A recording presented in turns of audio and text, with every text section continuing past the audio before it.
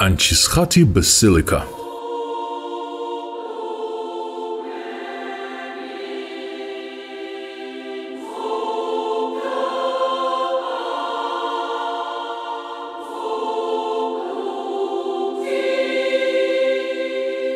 The Anchiskhati Basilica of St. Mary is the oldest surviving church in Tbilisi, Georgia.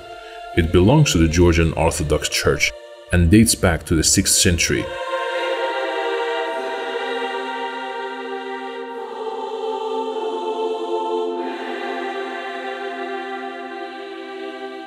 According to the old Georgian historical records, the church was built by the King Dachi of Iberia, who had made Tbilisi his capital. The basilica was damaged and rebuilt on several occasions from 15th to 17th centuries.